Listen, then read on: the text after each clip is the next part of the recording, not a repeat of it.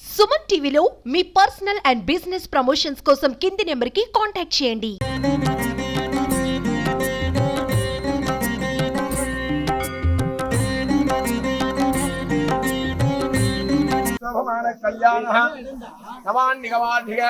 నృసింహ జయంతి బ్రహ్మోత్సవ కాలే చక్ర స్నాన కాలే మహారాజరాజ శ్రీమద్ వేదమార్గదిట్టావనాచార్య పరమహంస పరివ్రాజకాచార్య సర్వతంత్ర స్వతంత్రోభయ వేదాంతాచార్య శ్రీ భగవద్ రామానుజ సిద్ధాంత నిర్ధారణ సార్వభౌమ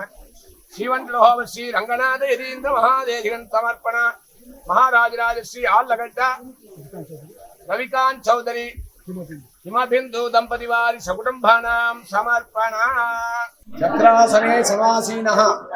చక్రాధ్యాయుత సేవితః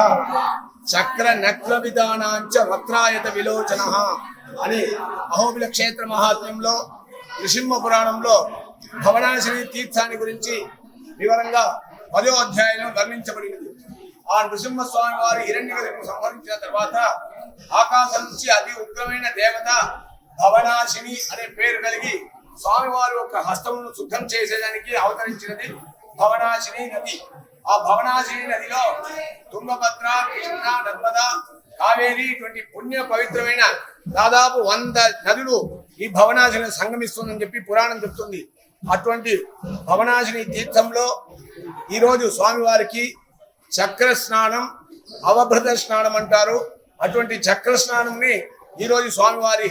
శ్రీభూమి నీల చెంచులక్ష్మీ నాయికా సమేత శ్రీ జ్వాలానరసింహస్వామి వారి కొలువుండి ఆ భవనాశిని తీరంలోనే ఈ యొక్క నవకలశ పంచామృత అభిషేకం, తదనంతరం వారుణ సూక్తంతో భవనాశిని వర్ణించి ఆ భవనాశినిలో స్వామివారి నిత్యాభిషేకమూర్తి, చక్ర స్నానం చేసే ఒక సుదర్శనమూర్తి, శ్రీశఠారి పాదుకులను వేంచేసి స్వామివారితో అర్చకులతో సహా అవభృత స్నానం చేసి యావత్ భక్తులకి ఆ ఒక్క ప్రసాదంగా తీర్థాన్ని ప్రోక్షించగలిగినారు. అటువంటి వైభవమైన ఈ ఒక్క క్షేత్రంలో సాయంకాలం జరిగే ఈ ఒక్క గరుడోత్సవం అందరూ స్వామివారిని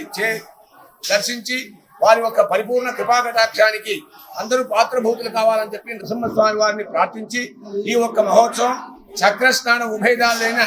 ఆళ్లగడ్డ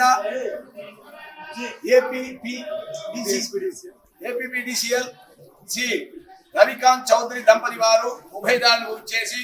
ఈ ఒక బ్రహ్మోత్సవం 10 రోజులు స్వామివారితో పాటు ఉండి వారికి ఏమేమి కాలంలో స్వామివారి సుగంధ క్షీర, దధి, మధు, పుష్పం, ఫలం, టెంకాయ నీళ్లు ఇటువంటిదంతా ప్రతిరోజు స్వామివారికి సమర్పించి వారు కృతార్థులైన కనుక వారికి యావత్ భక్తులకి ప్రపంచం ఉండే అందరి భక్తులకి క్షేమం ఉండాలని చెప్పి సంతాన సంపదం లక్ష్మి ఆయుర ఆరోగ్య పూర్వికాం శ్రీ నృసింహ పదధ్వంజౌ దద్యాద్ అత్యంత వైభవాద్